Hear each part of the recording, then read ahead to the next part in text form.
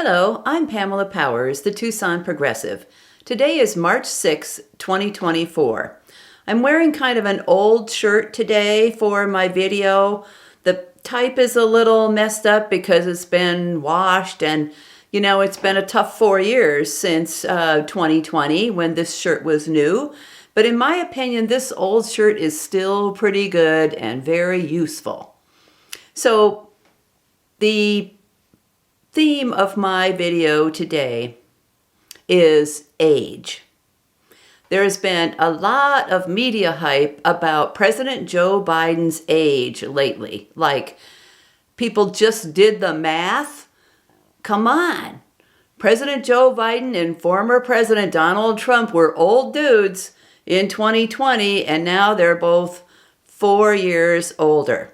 So, I want to put this into perspective because these are not the only two old dudes in government at the federal level or at the state level. So, for example, let's look at 1960. In 1960, President Joe Biden was 18 years old, and so was Majority Leader Mitch McConnell. Those dudes were like seniors in high school when John Kennedy was beginning to run for president. So, at the same time, in 1960, former President Donald Trump was 14 years old. So he was like a freshman in high school, and those two dudes were seniors. On the college level, in 1960, you would have found Senator Bernie Sanders, Representative Nancy Pelosi, and a whole list of other people from Congress who were in their early adulthood in 1960. You'd also find in 1960 people like Senator Grassley, who is the oldest person in Congress, and former Senator Dianne Feinstein, and a bunch of congressional representatives also, who were in their 20s. So there's like a 13-year period between Trump and Grassley, and in that 13-year period, there are a lot of congressional and government leaders who were born. And so, again, Biden isn't the only old person in office.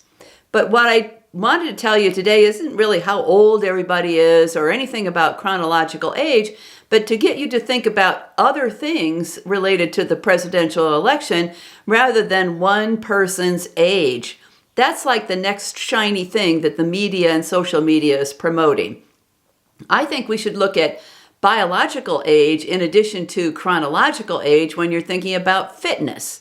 They're making a lot of, hay, especially on the comic pundit channels, about the gaffes these two guys are making when they make speeches.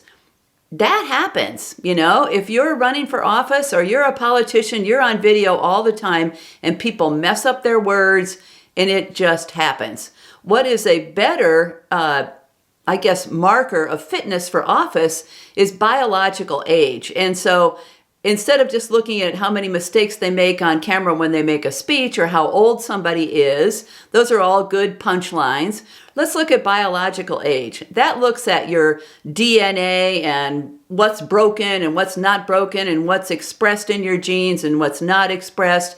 It also looks at family history. It looks at diet and lifestyle. For example, if you look at the body types of these two dudes, obviously President Joe Biden is a lot more fit. Now, I'm not body shaming President Trump for being, portly, but that body type is not healthy. That body type shows that he is probably either pre-diabetic or diabetic. It obviously, is a marker of his famous, hamburger menu that he likes. And so that's not a healthy way to live, let's say. And it doesn't bode well for longevity. So let's look at biological age. And for goodness sakes, people, let's look at policy.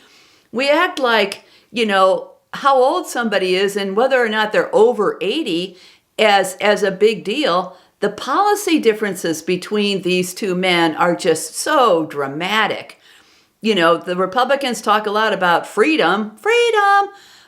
But if you want to keep your reproductive freedom and your voting rights and the right to who you love and what you want to wear and how you want to present yourself to the world and the pronouns you want to use, you need to vote Democrat, you know? I mean, the whole freedom thing is just, you know, it's a buzzword. But when it comes right down to it, women across the country are being discriminated against unfairly because we don't have reproductive rights anymore, thanks to Donald Trump and the Supreme Court that he got into office. Our voting rights are being eroded by state legislatures all the time. And so, again, we are at a turning point in our country. So let's not choose a cheater.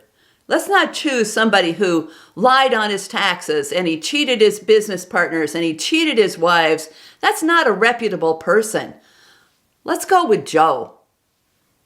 He's a kind person. He helped us through the pandemic. How many people's mortgages and rents were paid during the pandemic? Biden was behind a lot of that. Those things were continued under his stewardship of our country. And I don't see any reason, especially not these little shiny issues that people are chasing. Let's look at the big picture. Let's keep our country safe for democracy. And I mean that. In Arizona, our primary is coming up on March 19. There's people saying that we should have protest votes. You know what?